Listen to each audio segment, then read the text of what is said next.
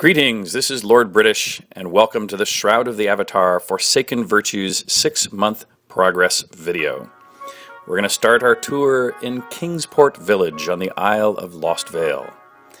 Players here will find not only a picturesque waterfront village, but a place where they too can call home, both with lots on the seaside.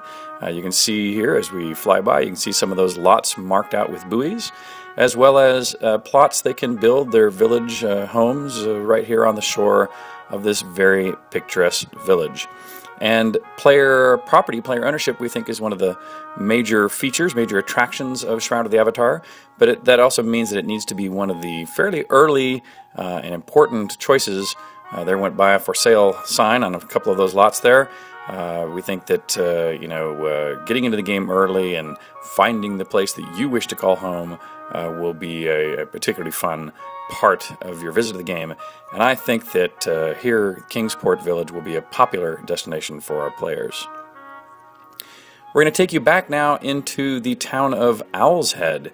You got a brief glimpse of this in our 3-month video, but now we've built out the entire town. This is much larger than Kingsport, and you can see what we're doing here too is we're fading in and out all the player housing to give you a glimpse of what it might have looked like, at the beginning of the game or later after players have come. We just flew over a minute ago that wooden outer wall, the barrier of the palisades, and we're into the merchant area. We'll come down to these major crafting areas that we'll revisit a bit later. There's Fire Lotus's Tavern we've just flown over. And here are these fortified walls of the inner city, which is not only where the seat of government is kept here in better protection, but also these very large city lots. And here you can see fading in some of the city houses that people have either earned or could buy in game. And you can see, not only is this much more fortress-like, and fortified, but the kinds of homes and businesses you'll find here at the core of these bigger cities is much more elaborate than you might find in some of the outlying villages. So depending on what your preference is of city life or country life, you can choose either a place like Kingsport or a place like Owl's Head, but we'll get a chance to visit some of these homes now next. In fact, on our tour of homes, our first stop is the Idleman House. This is a one-story, one-room, one-story, plaster and wood-based kind of Germanic-themed house that we actually especially made for our German backers a few months back. Our second stop is the Viking House. It has a very strong Nordic influence with a large open wooden structure, and it also has, if you look around there, you can see that staircase that goes up to a second-floor loft. And in fact, this is also the first player house that you can find in our add-on store that you can purchase separately in addition to those that we've been giving out to the original backers of the game. Now we'll switch over and let's take a peek at the Wizard's Tower. Now the Wizard's Tower is a magically themed player house. In fact, you can see that even from here at the beginning, you can see the front steps are kind of floating up on their own. And when you step inside, you can see that it's clear that a magician has helped build this 2-story tower, and including a teleporting device to get up to the upper rooms. And so when you decide to leave and go upstairs here through this teleporter, when you arrive on the upper floor, you see 3 large rooms. In fact, on top of the tower, you not only have this big outer balcony, but side rooms that in this case the player has decorated like a small bedroom, and on the other side a small office. By the way, it's worth noting that the doors have all been removed from these player houses for this demonstration purposes, just so we could more speedily and visually move through these scenes for this demonstration. Now, after the Wizard's Tower, we're going to take you over to the Druid House. And what's cool about the Druid House is it's sort of like a stone building has been overgrown and enveloped by a very large mystical tree. In this case, you can see we have a very large first-floor room built out of stone on the interior. And if we go back outside, instead of having a stairway case on the inside, on the outside we have built a ramp area so you can go up really through the tree itself to the upper floor. And in this case, you can see we really have quite a bit of space. By building those exterior staircases, we've reserved, even in a relatively small home, quite a bit of space for you to decorate and make your own. Now we'll move on to the town tower, as we call it. This is actually the largest of the townhomes we currently offer. It not only has this large main grand entry floor, but a grand staircase as well that will take you up to the upper floor. And in addition to having these very tall ceilings and these very tall rooms, plenty of room here to decorate. But in this case, the town tower also has an outer balcony where you can get a nice view over the village serfs who might live nearby. And in addition to the upper 2 floors of the town tower, if we come back down here through the grand staircase, you may have noticed there's a staircase that actually goes downwards, and this takes you to a lower floor of this house, which in this case has been decorated as an alchemist lab. And you can also see that this player has recovered the Throne of Bones from a previous adventure that you may have seen that they've decorated with as well. Now we're going to see the Lord's House. This was a backer reward to our Lord and above backers. This fits on there's a very large home actually that fits on a town-sized lot. It's about 2.5 stories. It's very large, has very high ceilings. As you can see, in this case on the main floor, we've got plenty of room to set this up as a living room, dining room, has an outer balcony on this floor. One of my favorite parts of this one, though, is the roof. It's got a very open roof. In this case, we've got a cooking station up top. Now we are looking at the Lord of the Manor Keep. This is for our highest level of backers, the Lords of the Manor. This largest and building is really truly expansive. It completely fills a city-sized lot. There are numerous rooms, vast amounts of room to decorate. In fact, these are so large that the early houses that you saw in the game, such as that Idleman house, would fit inside most of the rooms of this house. Not only that, but we think that this is likely one of, if not the largest player structure offered out to players as a personal homestead in a role-playing game. But in any case, I think that any Lord of the Manor should be pleased and proud to have a building or a homestead, a keep of this scale. You can see here on this floor. In fact, it's large enough to have a private chapel that would seat 50 or 100 of your closest friends. And so I think that the amount of space there will be bountiful. In addition to these larger lots and home sizes, players can expand their holdings by building down.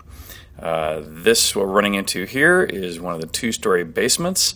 You'll, by the way, notice that we're running around for the first time here as our female avatar. This 2-story stone basement comes as a reward for some of our backer levels. This one happens to be decked out. This floor is decked out as a crafting area, but like I mentioned, it's a 2-story basement, so we can go take a peek downstairs before we run off to another basement. This one is a large town-sized timber and stone basement. Here you can see a larder and on this floor, as well as if I go downstairs, you can see that it is kind of decked out as a tavern up top and a magical library down here on the lower floor. This one here is also a city-sized timber and stone style basement. Its upper floor in this case is decked out as a library. You can see again with these larger lot sizes the truly large amounts of space that is available. And so we think that players who want extra space in their homesteads will find these basements to be a great addition. We're going to go on to home decoration. We're back out in front of our knight's house in Owl's Head, you may remember from earlier demos. And of course you can not only decorate inside your house but outdoors. You can see we can sit in the chair outside by this crafting area that we have created. And we're going to sneak around the back of this house to an area you may have seen also in a previous video where we have some of the art created for one of our backers called the Hairy Man. He made these great bedding rolls and such, the tents and things. This guillotine that, of course, we can pick up and take with us and perhaps take the town square and see if we can put it to use. As we head over to go inside, you know, if I want, you can begin to even take stacks of objects and, you know, not just set objects around, but start to build stacks of objects. You know, on the interior here of the home, lots of things I could interact with and move around, including the wall decorations. So, not only can I adjust their position, but for example, if I grab this picture on the wall, I can not only move it, but you can see that as I move it across the room, it tries to realign itself to match the surface. Additionally, here on the floor, of course, you know, I can move the carpet. But over in these bookcases, you'll notice that these books are actually individual books that have been set on those bookcases. And so I can actually move the full bookcase with all the books on the case itself. And they move as a unit in a parent-child type relationship, which also then means I can move the carpet under the bookcase and the bookcase will come with it. It means I can add the barrel on top of the carpet and now they all move as a unit, and yet as you can see they're all still individual pieces. I can drag a book off that bookcase that was in that stack. We think that the decorating system will provide a great deal of entertainment for our backers. Back out on the streets of Owl's Head, let's wander around the town and see if we can find some people to talk to. In this case, you can see I've walked up to a guard, and as we've demonstrated before, we have a natural language conversation system. So instead of clicking on menu items or just speaking keywords, you can actually speak in full sentences, and the game will pull out of your conversation and what you've typed, it'll search for things that the guard might be able to respond to, even if typed in fairly complex sentences and even multiple sentences, and make sure that the guard tries to keep up with, the guard in this case, tries to keep up with what you're talking about. And you can also see that we're beginning to see the storyline unfold as the guard is expressing some skepticism and concern about my claim to have come not from New Britannia, but in fact a distant place called Earth, as they've heard prophecies of bad things for people who make that type of representation. You can see also here we're going to chat with this little stable boy who's taking care of some of the animals down here, and he, as you can see, might be a little bit of a simpleton, so it seems unlikely that I will get the kinds of information out of him that I will need to advance the plot particularly well, although I too like bees and think Arabella is pretty. But let's move on now to this crafting area. As you know, crafting is critical to Shroud of the Avatar. We really want a vibrant player economy where most of the equipment in game that you'll find will be player created, including not just combat equipment, but even the tools and things required for crafting, and the interconnection between those crafting disciplines we want to make as strong as possible too. And the crafting is broken up into really three phases: gathering ingredients, refining those ingredients, and then producing a final product. In this case, we've just taken some iron ingots that we had already smelted. We used a sword blank to cast a sword for later blacksmithing. We're now going to take 2 more iron ingots, iron bars that we had already smelted. We're going to use a sheet mold, and what we get out of that is an iron sheet, which we can later use to make a breastplate. So now I'll take my molds back. I'll leave the smelting station, and instead I'll move over to the blacksmith station. And when we go over here to the blacksmith station, one of the first things I'll pull out onto the table, in addition to those blanks, is the smithing hammer that I can use to kind of bang these things into shape. I pulled out a hilt that I had made previously, and now I can craft a sword out of that, which I can immediately put to use as a player. Additionally, I can still use the hammer, a sheet of metal, and some leather straps, and I'm going to try to make a breastplate here to wear, but you'll notice that since the breastplate requires leather straps to hold all the parts and pieces together, I would have had to have acquired the leather strapping from a tanner to be able to put to use here in creating armor, that now with my freshly made sword, my freshly made armor, I can go out and do something really heroic, like kill off one of these chickens on the streets of the village. I probably did not do too much for my virtue by doing that. Now we've stepped out into a prison that can be found beneath Owl's Head, affectionately known as the Clink. And you can see I've dressed a bit like the guards to see if I might be able to sneak in here, but as you can tell, they saw through my disguise and still have allowed me to go and do some exploring here in the city prison. You also might see the little glowing moat around me, a little light spell that it's helping me see. And I peek over this little vantage point down into the prison labor crafting area, and off now into the warden's room, where he has been, obviously keeping an eye on the prisoners as well. But looky there, I snuck through a little illusory wall in the back of his office that was there to let him make a quick escape, and/or through another illusory wall here, so we can get over into the prison area, the prisoner holding areas. And so now I'm sort of backstage, you might say, in the prison, probably an area where I'm really not supposed to be. In fact, down here is the cell blocks, and I can hear a bit of a commotion going on down the hall from me. Let's see if I can figure out what that is. Here's where that sound's coming from, and sure enough, this is a kobold that has apparently escaped from the prison. The guards are here trying to subdue him, and so I think if I help out these guards, I'll get on their good side, and that might help me in the future quests I have and negotiations I have with these the folks down here in the Clink. And the Clink is one of the places where we're really trying to make sure that every time you come back, it's a new experience down there in that little dungeon underneath the city. Now we're back outside in the surrounding forest, and as you can see, this is our first good view of this female avatar. Let's head out into the woods and see if we might find be able to gather some meat or some hides for crafting. And as I search out here in the woods, this is one of the first old-growth forests we've built, and sure enough, out here in the woods, here's a pack of wolves. That might a good wolf pelt might be something of value. So let me first fire off a fireball and pull out a dagger here. And again, this is the first prototype of combat. This will be refined greatly in the months to come, but you can kind of see where we're heading there with the first combats.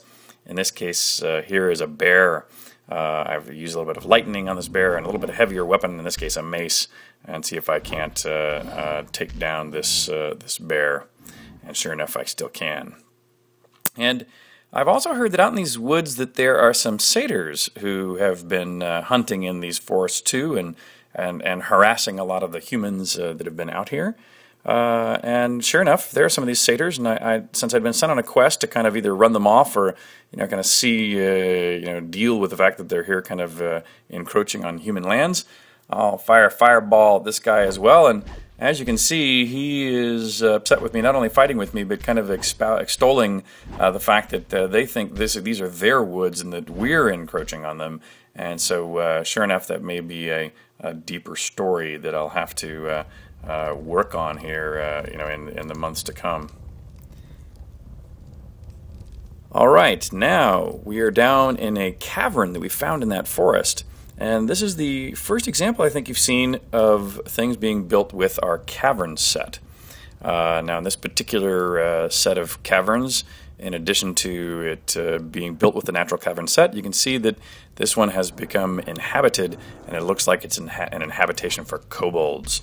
And so since they are one of our biggest enemies here in this game, here we are having a little bit of a combat with these kobolds, but you can see that they have been setting up shop in here for quite some time. Again, don't forget, this is just early prototypical combat. We'll see a great many refinements in that here over time.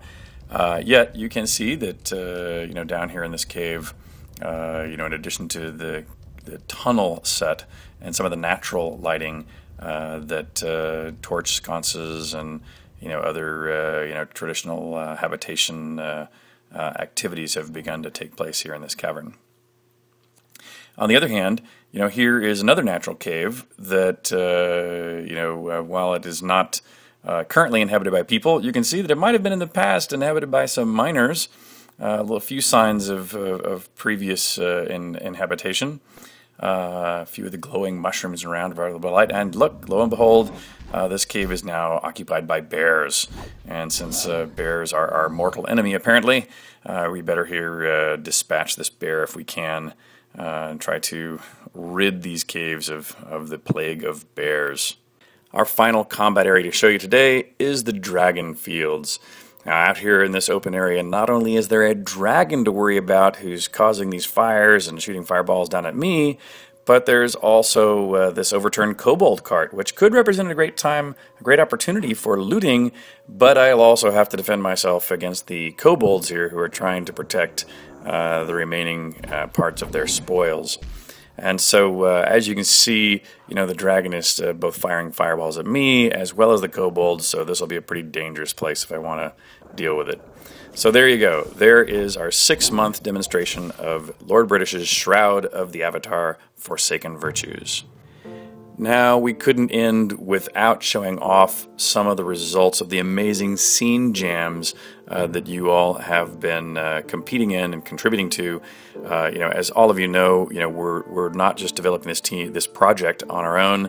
We're not just developing it with you as contributors to the project, in advance of its release, but many of you are contributing art directly into the game, or now competing in these scene jams, and these scene jams are allowing us to, not only discover new techniques that many of you are experimenting with and showing us, but a lot of the times you guys are creating levels that are, almost immediately able to be dropped into the game as scenes, as experiences for us to use, almost as is. And for us, that's just exceptionally exciting. I mean, to find that level of talent in the community. And the winners of this scene jam, and this was the second week scene jam, the winners, created this incredibly compelling environment where just moving through it and seeing how they use the props and the lighting and the objects really told a deep story. And they built a lot of their own custom scripts and objects. And it really feels a lot like we hoped that we would find, and frankly, it exceeded our hopes. With the level of quality and sophistication and storytelling and mood that went into this scene. So, really, our deep thanks and our deep gratitudes to those of you who built such amazing levels and contributed them into our Week 2 Scene Jam.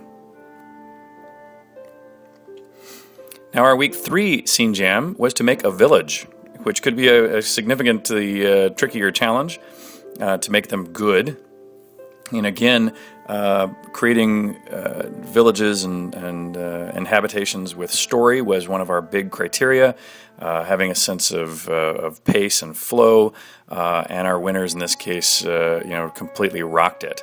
The fact that they, created spaces that not only lived up to our needs from being able to make it occupiable by player housing, the ability for there to be a sense of story, like in this case, you could really tell that this village had seen some trouble of late and had hastily built these fortifications to keep out the bad guys. You could really see it and feel it as you move through the space, and then on the interior of the space, these areas were very much like we would like to find in the towns that we build. And then finally, of course, our winners, again, not only crafted an amazingly detailed environment, but I know I'm sounding like I'm repeating myself, but told a really great story visually. And in this case, we could travel around this town You can see the sense of story as you move up the hill, move through the levels of fortifications to get into this town.